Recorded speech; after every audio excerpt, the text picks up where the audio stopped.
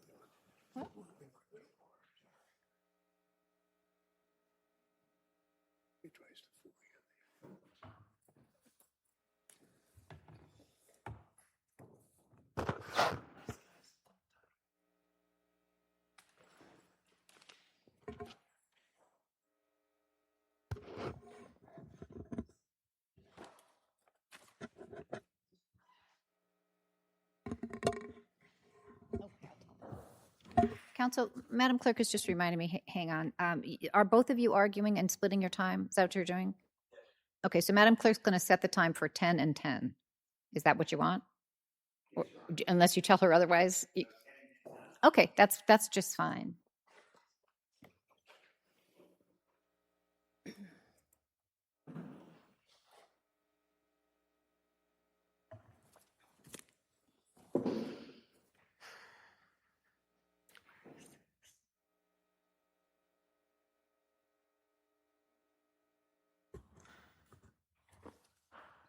May it please the court, Kristen Chapman on behalf of appellant Hadassah Shellenberger, I'd like to reserve 5 minutes for rebuttal. This case is about a marketing letter that promised warranty-like repair or replacement coverage and a contract that gave defendants the right to refuse that coverage and provide a depreciated cash buyout instead. The district court held Ms. Shellenberger could have discovered the buyout by following a generic claimer to the contract, but buyer beware is not the law in Washington. A generic what? Disclaimer. Oh, disclaimer. You're referring to the asterisk? Yes, Your Honor. The generic disclaimer, the limitations and exclusions apply, see terms and condition. And then that referred to a website? Correct. Yeah, It provided the URL in the physical letter. Okay. So can I track it through and see? I want to see how your argument works. Let's assume for a moment that there was no buyout provision in the contract. But we know from the marketing materials that only covered repairs are going to be paid for, or covered replacements, and that exclusions apply, et cetera, et cetera. In order to a reasonable consumer at that point, I think our case law says, would have to look at the contract to figure out what exclusions, and the letter wouldn't be misleading because it said exclusions apply, and then you'd be expected to look at the contract to see what they were. Leave out replacement for a second. I disagree, Your Honor. Limitations. So you think you think that a letter that says we'll cover 100% of covered repairs, exclusions and limitations apply, is misleading on its face because not 100% are covered?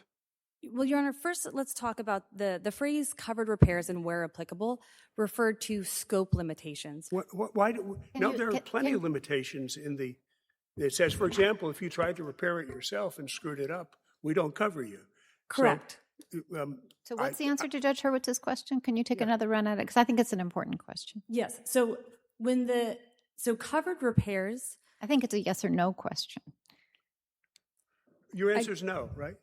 Your answer is that it would be misleading even without the replacement provision because it doesn't cover 100% of repairs. Apologies, Your Honor. I misunderstood your question. No, I do not think it would be misleading. Okay. And the reason it wouldn't is that that conditional language is in the marketing materials, and our cases say at that point you're put on notice that you ought to go take a look at the actual document and see what's covered and what's not. And so just a slight nuance with the second portion of that. Covered repairs signals to consumers that not everything in covered misuse, altering it yourself, that's not covered. That's expected. It doesn't signal that the remedies offered are not available under the contract. But I've asked you to leave out the replacement for a moment because I want you to come back to it.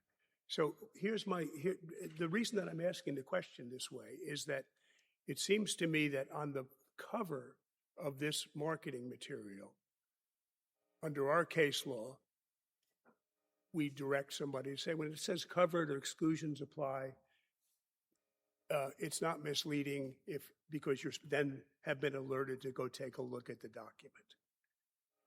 I think that's what Davis says, and I think what other cases say. Now, my question, which I'm not sure there's an easy answer to, is when I pose it to you, is this. I think the cover letter may be misleading in the sense that you're never going to get a replacement of your machine. Because they'll buy it out instead. I mean, why would you replace a machine with another brand new machine when you could buy it out at 75% of the thing? So I think that may be a misleading statement. My question is, since under our law, your client was already directed to take a look at the contract, and if she had, she would have discovered this provision occurred. Does that make a difference? Your Honor, the boilerplate limitations and exclusions apply doesn't put a consumer on notice of the specific limitation that is at issue here. It's generic. Yes, Your Honor. Does it matter? I didn't mean to interrupt you. I was just sort of winding up. But do you want to finish that sentence? It's generic language that what? It's generic language that, as AIG says in their brief, it's ingrained in our vernacular. It's ubiquitous in consumer. So it doesn't put a consumer on notice of anything specific. It doesn't. More. It tells you there's more than the bullet points in the letter, right? It does, Your Honor. But if that was sufficient to put a consumer on notice, then it would immunize every single advertisement because everything says I know. limitations Counsel, I think you're and biting exclusions off apply. more. I'm just trying to take this incrementally. And I have a question about this, about Judge Hurwitz's point. I think that the what you're called the disclaimer at the bottom puts a reasonable consumer on notice that there's more. And my question is, does it matter? One thing that comes through clearly in your briefing is that you think it matters where one has to go to find that. But I also think it might matter, and I'm wondering if there's any authority for this point, whether the more is not a clarification of one of the terms in the cover letter in the bullet points, but something that actually contradicts what one of those bullet points say. Do we have authority that speaks to that? Yes, Your Honor. I believe Whiteside is a good case to look at because there the court held that the fine print can't contradict the representation made.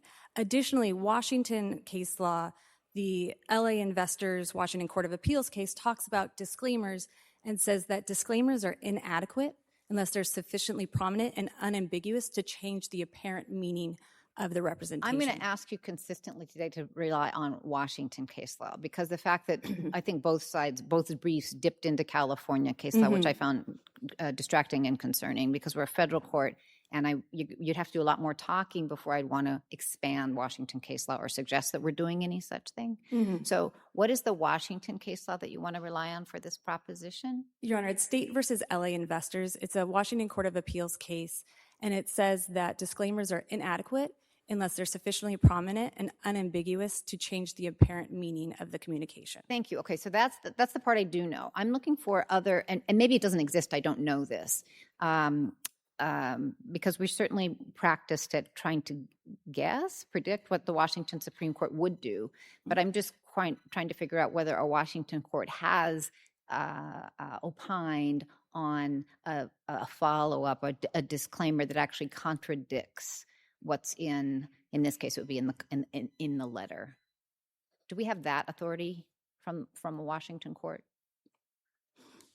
Your Honor, there's the mandatory poster case, which is similar to the LA Investors, which there the disclaimer actually gave the qualifying information that this is not a government document, and the court held it was insufficient because it was overshadowed by the other misleading. The optics, yeah. Yes. And so, Your Honor, and in Panog, the court talks about even if the information is accurate, it can still be deceptive if it would mislead consumers.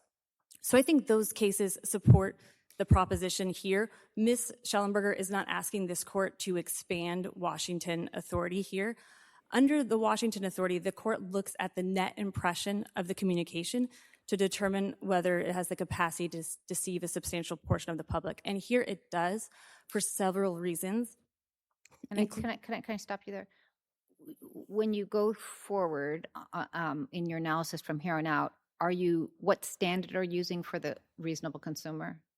Your Honor, the Washington Attorney General's amicus brief makes important points about the remedial nature of the Consumer Protection Act and its liberal construction. I know. When I've read the brief, what standard are you using?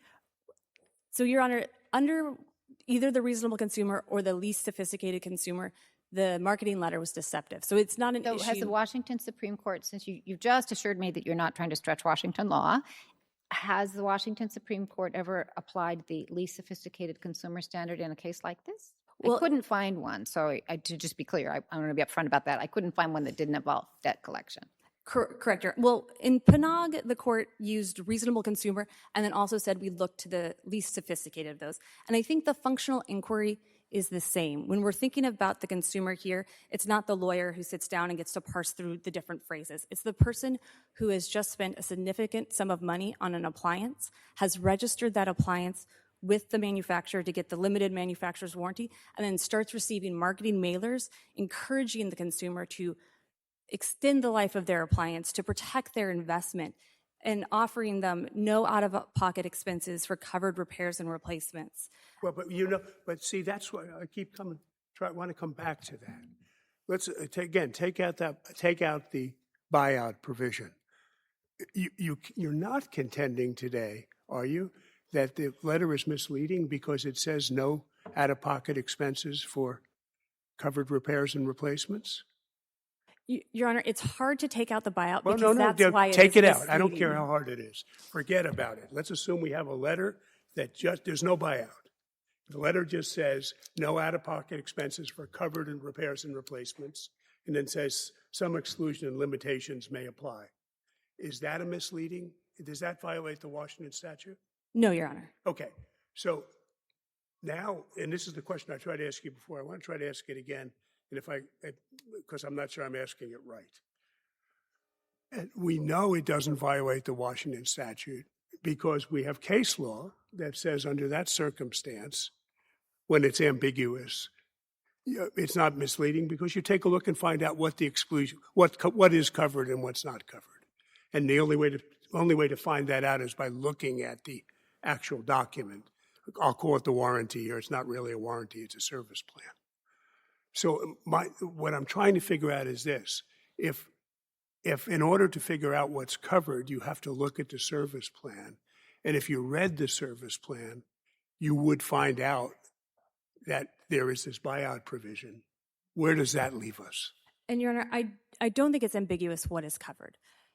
Covered repairs is a reasonable consumer would look at covered repairs and know it's within this the reasonable limitations, right? If I light my dishwasher on fire, that's not a covered repair. But if my dishwasher starts working, that's a covered repair.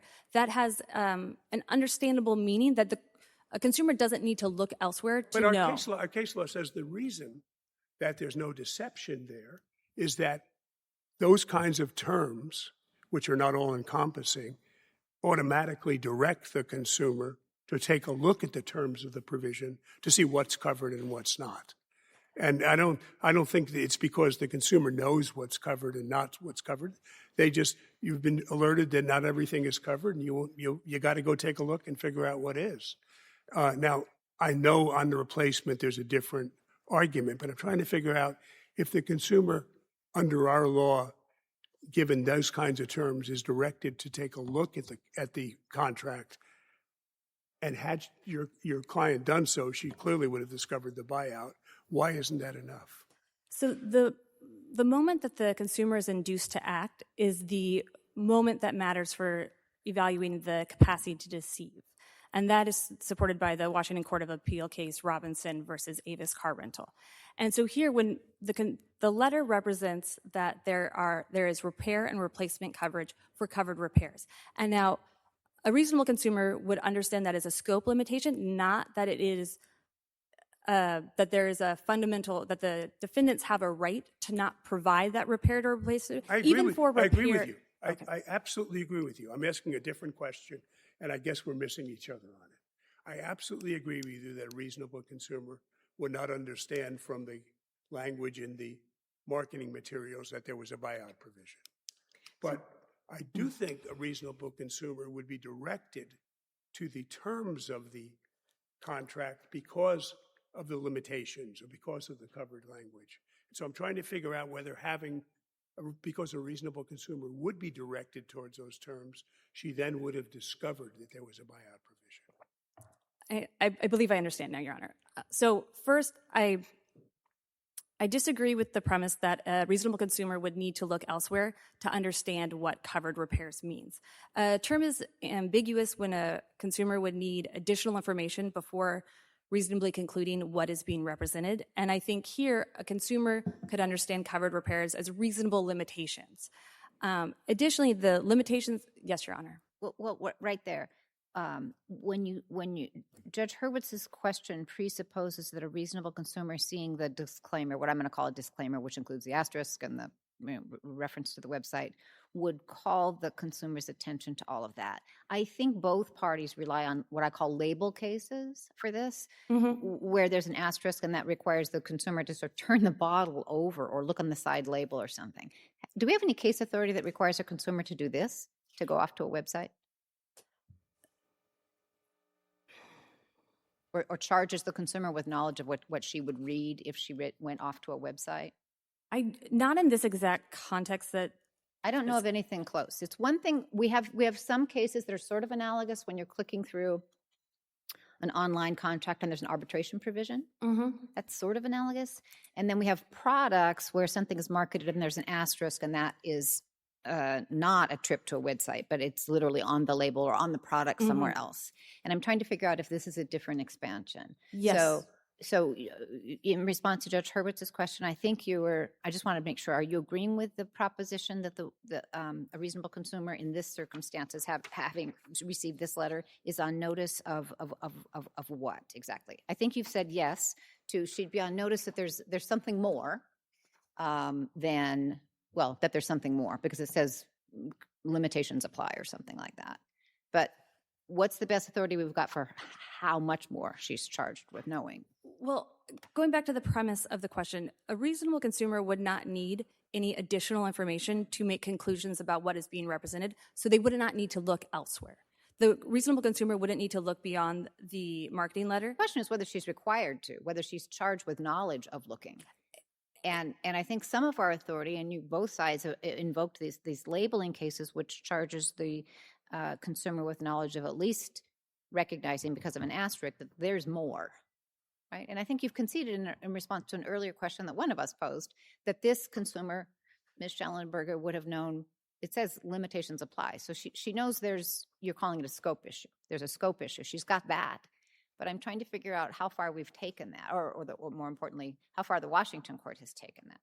Your Honor, I don't believe there's a case that requires a consumer to then, that the generic limitation and exclusions apply is enough to put a consumer on notice that they need to go to an internet source online, type in the URL, then to discover the contract and wade through a dense legalese contract. Additionally, Your Honor, I think the one thing that the district court, and I'm cutting in my rebuttal, so I'll be quick on this. The district court held that the failure to read doomed her capacity to deceive claim, but the failure to read principle is from contract law, and there's no Washington case that applies that contract principle to the capacity to deceive CPA context. And that's because it would be a functionally equivalent to the reasonable avoidable test, which Washington in Panag, the Washington Supreme Court held that does not apply to the deceptive CPA claims. I'm going to stop you because we haven't let Judge Beatty get in a word yet, and so you'll take the time you need, please. Thank you. So I'm concerned with the standard that the district court applied in the motion to dismiss and at the procedural posture of the case. Our discussion today almost seems to presuppose that this is a question that can be determined as a matter of law, and so that the district court can make that determination. But it's not clear to me that that's what this is. It seems there's some suggestion in Washington law that it's a question of fact or a mixed question of fact and law. And if we're applying Iqbal, we'd be looking at a plausibility standard. If it was, her claim was plausible that a reasonable consumer would have been misled, and this was a deceptive practice. So can you put it in context for us, how we should be viewing this? Because I don't think we're here to determine the merits, whether her claim succeeds, but whether it was appropriately dismissed at the motion to dismiss stage. And Your Honor is correct. At the motion to dismiss stage, it's just whether it's plausibly alleged, whether her proffered interpretation plausibly alleged that the marketing letter had the capacity to deceive a substantial portion of the public. Now, down the line, the ultimate question of whether it has the capacity to deceive, if the underlying facts are undisputed, then it becomes a question of law. But here, as Your Honor noted, it's just at the motion to dismiss stage. It's whether it's been plausibly alleged, and for the reasons previously discussed, it has. Thank you.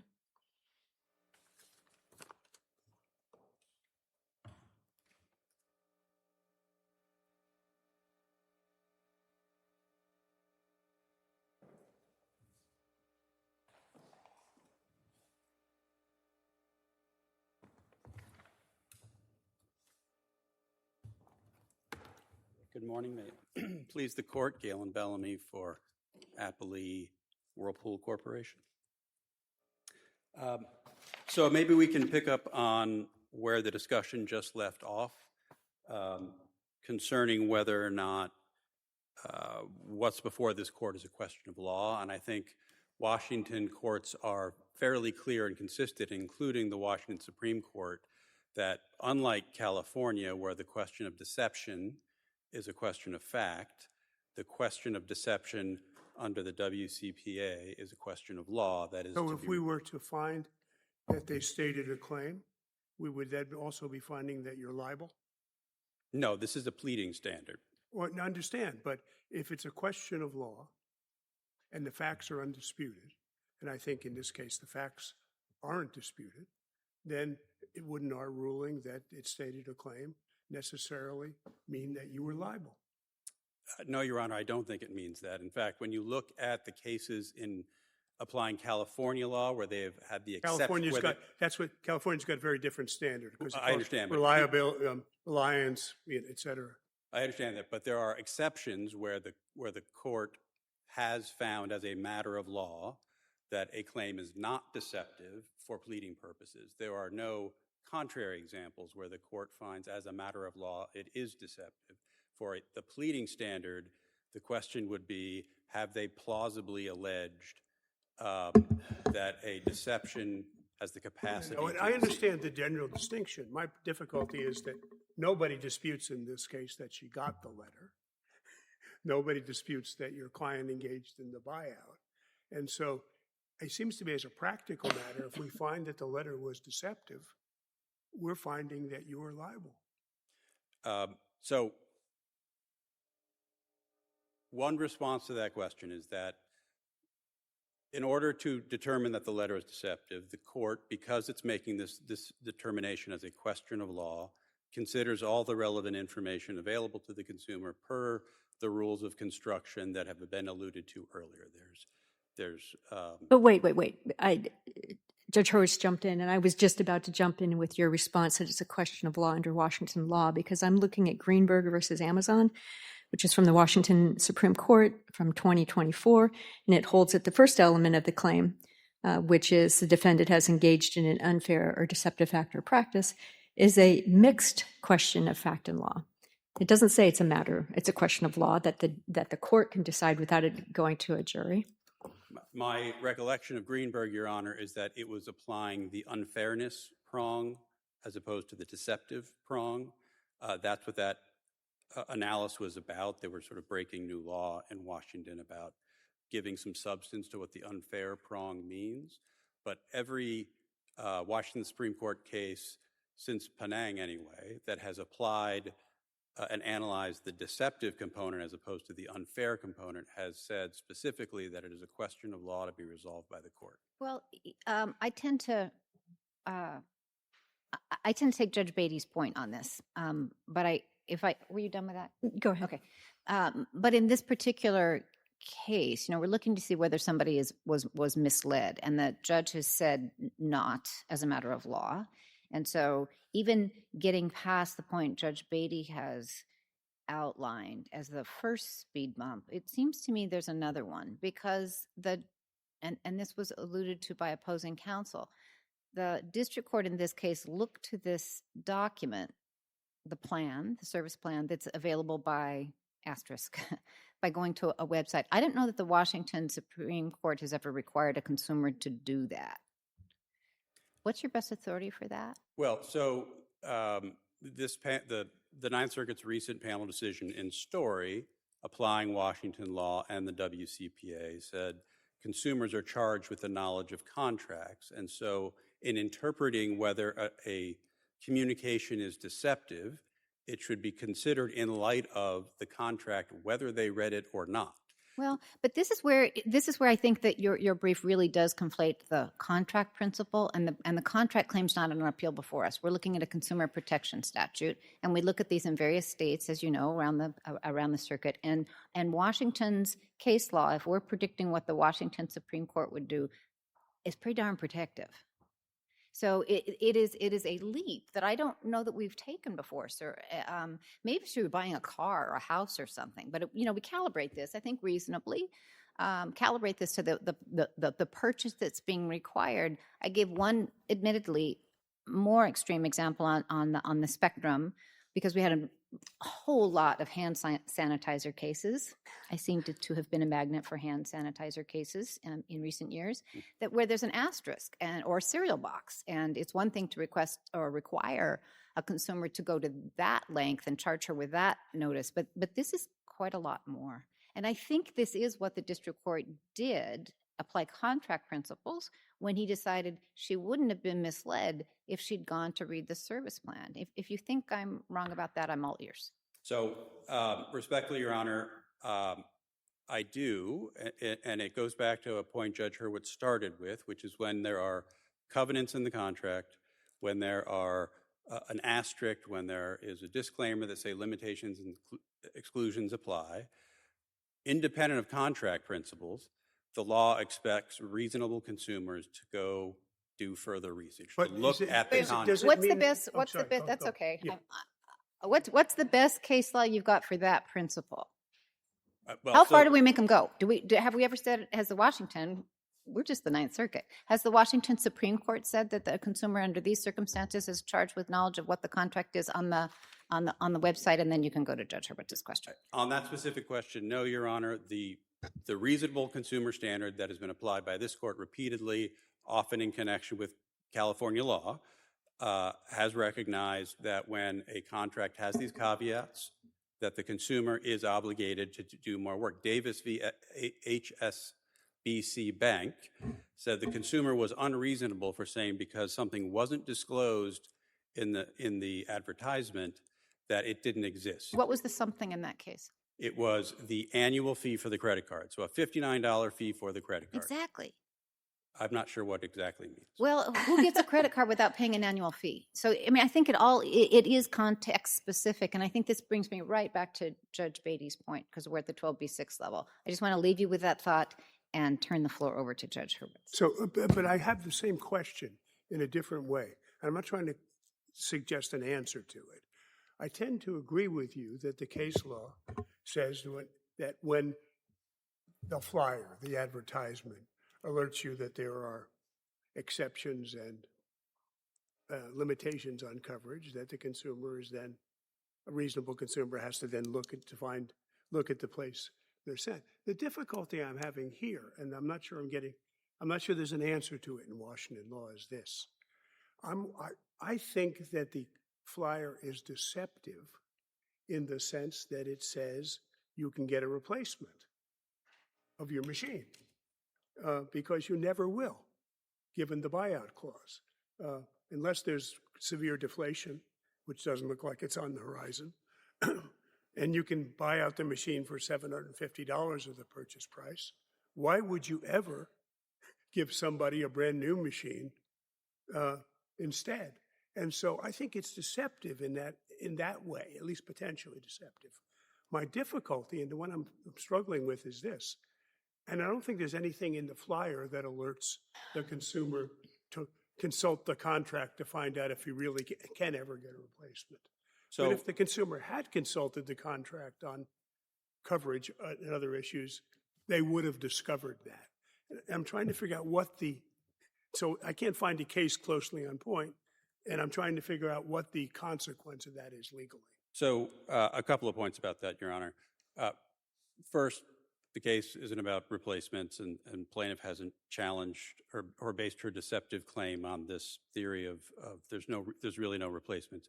Two, the contract actually doesn't require that the product that is replaced be a brand new version of the 3 product. It just has to replace the product. Right, and so it will with an equivalent. And so it will make economic sense to do a replacement in some circumstances. Your Honor's question presupposes that it would never happen, and there's nothing in the record to suggest that, and that is not, in fact, almost the case. And I think that opposing counsel's position that I do see articulated in her briefing is that a reasonable consumer would look at this letter and understand that the promise is that the defendants are going to repair or replace her washing machine. Do you disagree with that? I do, Your Honor, because of all of the qualifications and the terms and conditions and the asterisk, that just because it doesn't say buyouts are an option doesn't mean the consumer can reasonably conclude that they're not. But we have Go ahead. there's a principle that you don't hide an elephant in a mouse hole, right? So, you look at the graphic of what this letter entailed, and it's labeled as a service plan advantage, promises only authorized technicians using KitchenAid parts, and then there's a check comparing the plan versus other typical retailer plans. And it would seem a reasonable consumer reading this would think, oh, if I pay this extra amount of money, if my washing machine breaks down after the limited warranty, I'm basically extending my warranty so I can get my washing machine or my dishwasher, whatever the appliance is, repaired by a authorized technician who will use the right parts. And if for some reason they can't repair it, they're going to replace it. But it doesn't say, if it said on the front of it, this is a repair, replacement, or buyout plan. Here's what you're paying for. It would be an entirely different situation. But it doesn't say that. It is just full in your face. We're going to repair or replace your appliance. And at this stage, how could that not be a plausible claim of it being deceptive? Because Your Honor's question assumes that you look exclusively at the terms of the contract without regard to the other information available to the consumer. So back to the asterisk and limitations apply. This is not a product. Sorry, I'm sorry. Well, so part of it is, the importing of contract principles. Well, if I'm buying a house and I'm signing my mortgage papers or a vehicle, that's a whole different level of scrutiny than if I'm sent a flyer that says, hey, here's a good deal, protect your appliance for this amount of money, and you can basically get it repaired for a few more years. I don't want to take up my co-counsel's time. You're not. Okay. So the product is a contract. It is not like the product in Whiteside where you had a harried mother walking down the grocery aisle, or actually Gerber v. Williams, where they were buying fruit snacks and they didn't have time to read the box. It is a contract. And so is it reasonable for a consumer to buy a contract without ever looking at it and instead look at 4 bullet points in a letter and say, I know what's in this contract? Well, why isn't it reasonable for KitchenAid or whoever is running this program, just throw another couple words on here? Because you don't. Instead, it's like, here you go. We're going to repair or replace your appliance. Here's an asterisk. By the way, there's some limitations and conditions. Go read this elsewhere. Or include the small print, include the next page, include section 10, section 20. And you are indeed over time, so please wrap up quickly. Okay, I will No, answer the question, please. Did Judge Beatty just posed a question? Yes, and I wasn't sure if I understood it as a question, but I will. It is a question. I mean, you're saying it's unreasonable for the consumer not to read the asterisk and then go elsewhere and look for this information, right? That's your position. Yes. So the point, of course, is that we are selling a contract. In order to do that, we have to summarize in a condensed way some of the benefits of the contract and say, see terms. I mean, everybody is used to saying see terms and conditions. If you're selling a contract, unless you're going to disclose every single term in the contract in the sale, someone can come back later and second guess and go, gosh, I wish I had known that. But I didn't read the contract, so it's I'm not going to my take that problem. as your summary of your argument because you're almost 4 minutes over Okay, time. great. And I'll thank you for your patience with our questions. Thank you.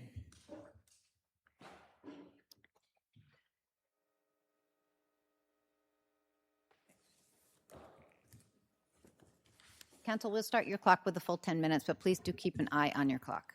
I appreciate that, Your Honor.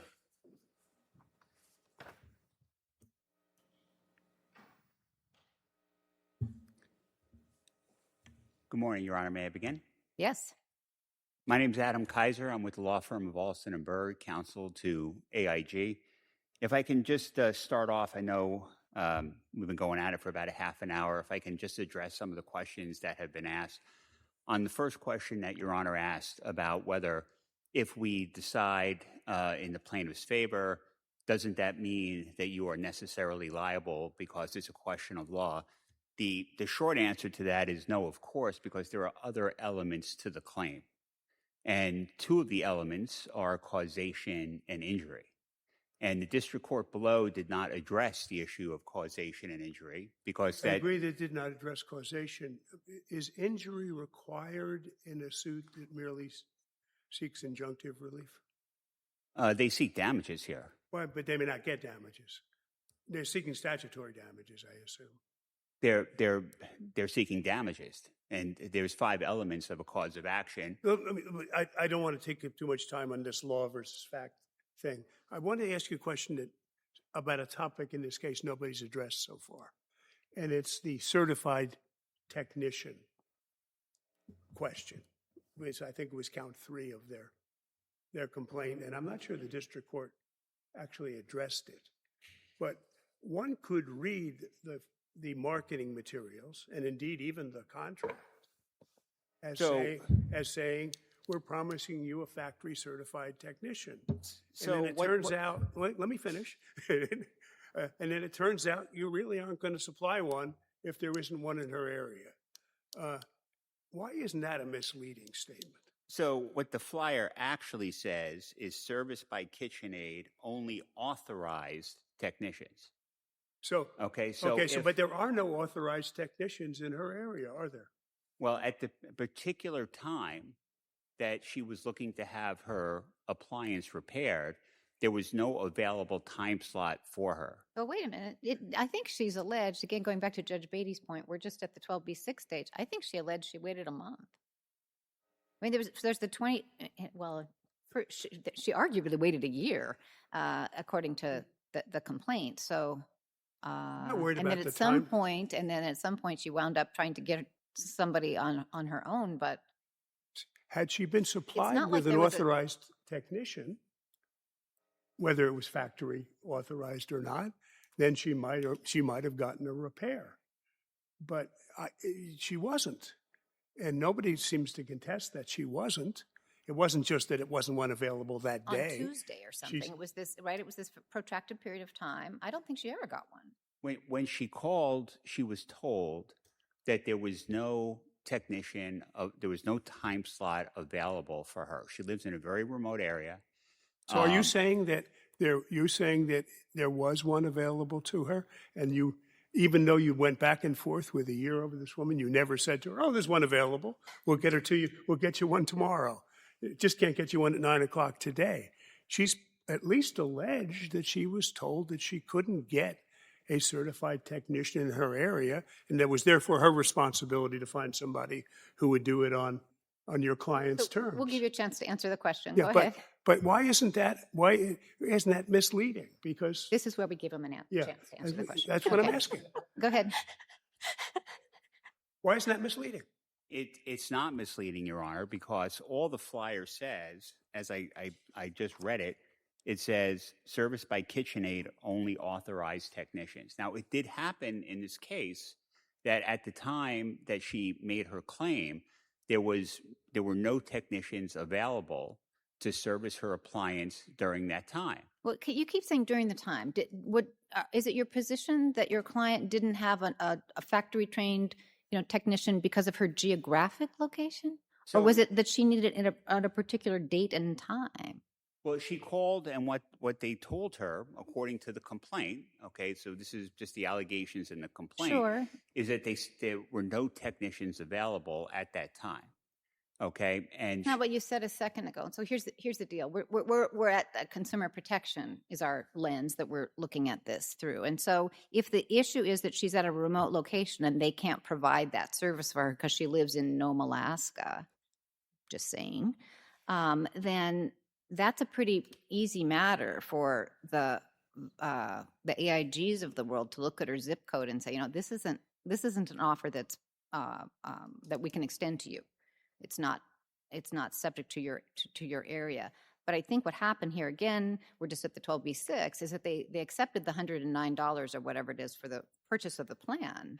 So to me, it would matter a great deal if the problem is that she's just in too remote an area, because that seems to me that is truly a bait and switch. so this didn't go on for a year. I mean, in September 22nd, her gasket malfunctioned. Whirlpool said they had no service appointments available. A few days later, she received an email saying that she had the option to hire her own repairman. And she spent a week trying to find... What about the part where she spent a year grubbing out her own dishwasher? First, there was the beginning of the sequence is that a gasket failed, and she asked, I don't want to take a whole lot of your time with this, but she asked for a replacement gasket. She got the replacement gasket. My law clerk makes me learn these facts. I can't help you. And so then they replaced the gasket, and then that failed. And then for about I think it's a year, sir, there was gunk.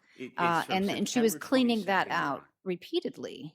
It's from September 22nd, where they said they had no service appointments available, to February of 23 that the dishwasher stopped working completely, and she was offered a buyout of $764. Right, that's the end of the sequence. I was just trying to call your attention to the beginning of the sequence, the whole sequence. Yeah, I mean those are the undisputed. That's what's in the complaint. The allegations, sure. Okay, but she was given the opportunity, because they had at that particular time, in this sort of immediate post-COVID period, they did not have a technician available in her remote area. Now, You promised a nationwide network of authorized service technicians. I'm quoting from ER 84. And you did not have apparently you did not have a nationwide network of authorized service technicians available to service her machine. Or maybe you didn't in the immediate post-COVID area, and maybe the reasonableness of all of that has to be factored in at some point beyond the 12B6 level. well, they do. There's no allegation in the complaint they didn't have. AIG and Whirlpool doesn't have a nationwide network of technicians. But they do. They send out people every day all over the country. Well, to her, I'm not worried about where you send them to other places. She seems to have plausibly alleged that she requested a technician and was told there were none available. And then she was eventually told, well, go find one on your own that will accept our terms. That may be false, and that's why I think you're right in saying that questions of fact remain in this case. But if that's true, why isn't that directly contrary to the implication of the marketing materials that you have a nationwide network of authorized factory technicians? Because I think the implication is, and they'll be there to help you. Well, the short answer to that, Your Honor, is you have to look at the flyer in its totality. And I know we've been through this, but the case law on this could not be any clearer. The Story decision from this court just a week and a half, 2 weeks ago, makes it absolutely clear that you can't just isolate particular words in the flyer and say, okay, well, we're done with it. Can I ask you Okay, to the turn? flyer has disclaimers. It has an asterisk. It says C. Is there anything in the plan that says we won't give you a nationwide, we won't give you a technician if we can't find one? Well, I mean, look, we live in a world where sometimes it's hard to find a repairman. And that's true even for AIG that has a nationwide network of repairmen. Can I That ask you doesn't to mean just in step every back neighborhood a there's- little bit, because they're pretty granular now, which I think is fine, but it seems to be raising my concern, expressed to your co-counsel, whether this is a factual or legal question. I pointed to the Greenberg case from the Washington Supreme Court, which seems to indicate that the first element of the CPA claim is a mixed question of fact and law. He said, no, it's only as to the unfairness part, not the deceptive practice. But before that, there was another Washington case, the Washington Court of Appeal case from 2019, State versus Living Essentials, which says the meaning of an advertisement is a question of fact. So there do seem to be some factual components to this, which brings me back to the concern that we're at a motion to dismiss stage. So what is your response to whether it matters if there are disputed facts at this stage? So what Greenberg says, and I'll just quote it, quote, where the underlying conduct is undisputed, then the court will likewise decide the issue as a matter of law.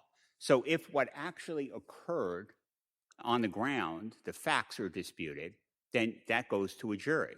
But if the facts aren't disputed, then it could be a question of law. On this 12b6 motion, all of the plaintiff's allegations were taken as true. And what the judge said, okay, taking all these allegations as true, okay, so there's no dispute as to what occurred. But one of her, so there are the factual allegations of what occurred, as in I received this letter, I read it, it says X, Y, Z.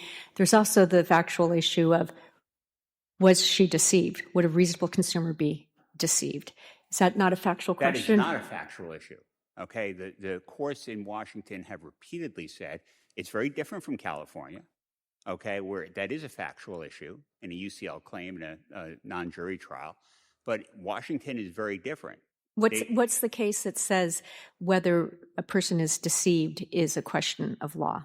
So I think that's in LA Investors. I think that's in Mandalay. I think every case ever decided in Washington, either by a federal court sitting in diversity or a state court, has said it's a question of law unless the underlying facts are disputed.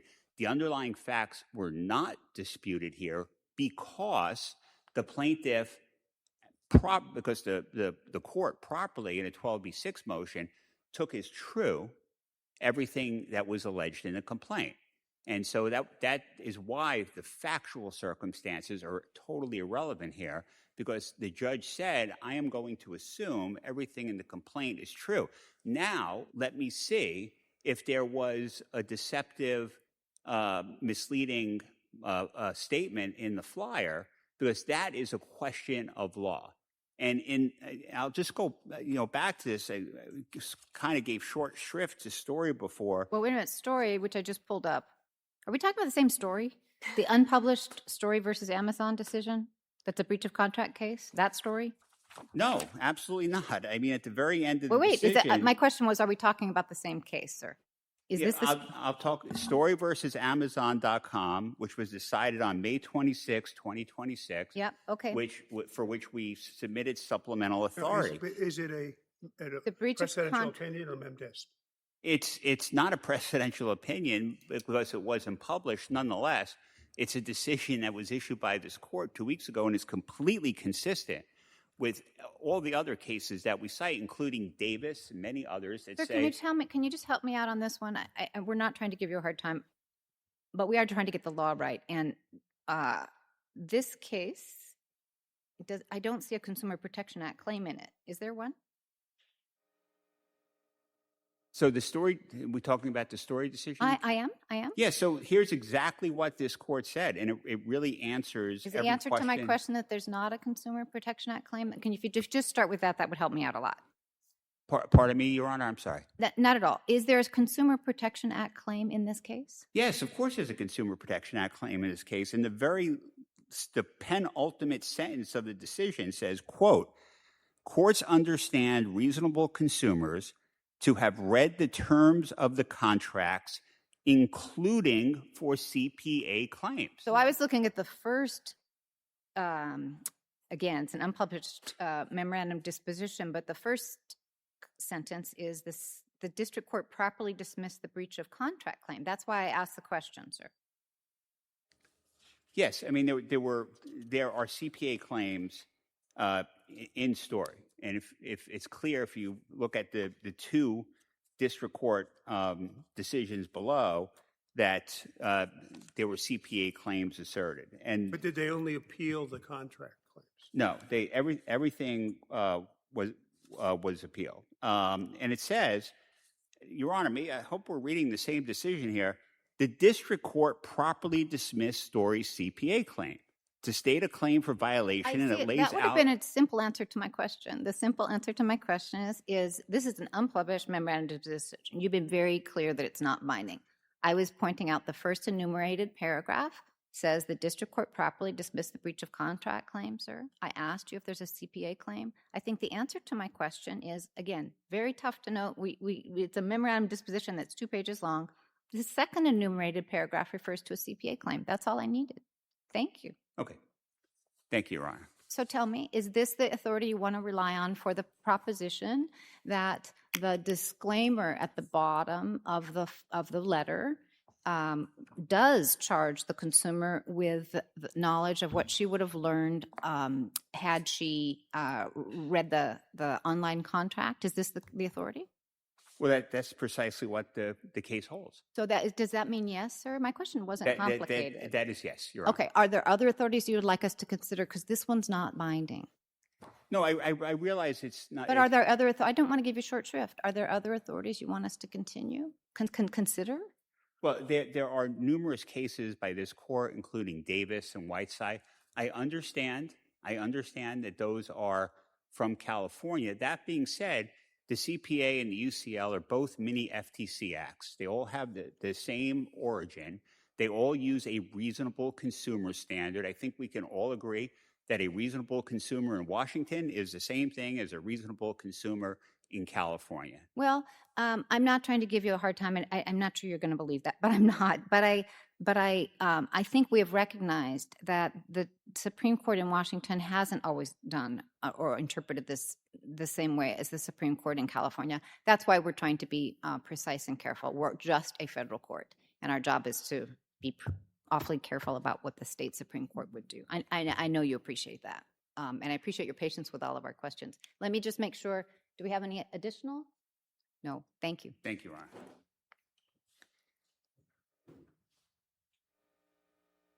Counsel, you have 2 minutes.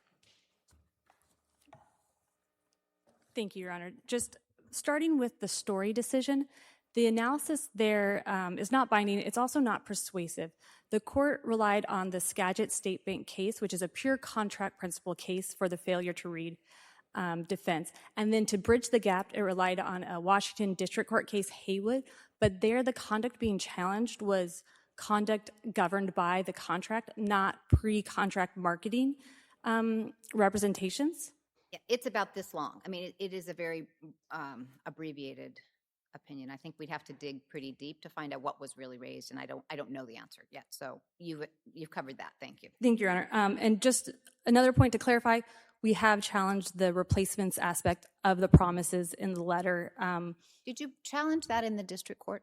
Yes, we've challenged the representations as repair or replacement coverage that's promised when the contract in reality reserves the right for defendants to not provide either because they can provide a buyout even for covered malfunctions. I don't trust my memory. Could you go back over the opposing counsel thinks I may have this wrong. What is the sequence about her requesting the gasket, the replacement gasket? Could you do that quickly? Yes, Your Honor. So there's 2 gasket replacements. The first one happened, I believe, in 2021, and that was when it was still under the warranty, the limited manufacturer's warranty. She called, it got replaced right away. The second one is September 2022. She called to get a replacement. She was told that there was not a technician available. And then later it was followed up saying you can find your own, but the conditions to find her own technician were very onerous, and she could not find a technician during the time, and then she called back and then didn't receive She called back, asked for a manager, and was told that someone would get back to her, and no one ever got back to her. And then in February 2023 is when I believe it was a different issue that her dishwasher stopped working. So that was the year, the February to February. No, Your Honor, I'm sorry. It was September 2022 to February 2023, where she's cleaning out the black set in her. Thank you. Yes. I appreciate that clarification. And go ahead. I don't know why. I just want to know about how long the black gunk took. Do you have additional questions? No. So I have a question. Yes. Why shouldn't we certify this to the Washington Supreme Court? Because I think the Washington case law addresses this issue. We're not asking for a novel interpretation. The net impression standard says that if the net impression of the communication has the capacity to deceive, even if it contains Saying truth. it's not an unsettled issue? I think we're asking for just a straightforward application of the net impression No, standard. I guess, see, one thing I'm left with after this morning's argument is that nothing in this case is entirely straightforward. And I appreciate your position that you think you'll win in front of the Washington Supreme Court. But Judge Kristen keeps expressing the same concern I have, which is that we have to figure out what they would do. Now, neither of you have suggested that, so I'm not inclined to impose it on either side over their objection. But it does strike me this might have been a good case for certification. You don't need to respond. Well, if I may, Your Honor, if the court finds that would be helpful, then that is certainly an option here. Of course, we can do whatever we want to do. Indeed. The problem with the net impression is you're looking at the letter and you're not considering the service plan. And I don't know that Washington courts would require consideration of the service plan as a matter of law. I don't know that. I don't think they have yet. And so that's the problem. If I could briefly address that point. Briefly, very briefly. Yes. The disclaimer case law from Washington that we've cited in the brief talks about whether it changes the net impression. And here, the generic language limitations and exclusions apply doesn't change the apparent Counsel, you're meaning. not answering the question. Okay. The question, and then I'm going to stop, so this is rhetorical. It's not the language on the letter. It's importing the service plan, the online service plan. That's what the district court did by my read, and that changes things a lot. Yes, Your Honor. And I would say that's inappropriate or not necessary here because a consumer would not know to look to the letter to find out there's a fundamental limitation. Well, that's the problem with the net impression test. So thank you all, really, very much for your patience with our questions. We do take this seriously. We're trying to get it right, and it's a tricky area. That's it for today. We'll stand in recess. Thank you.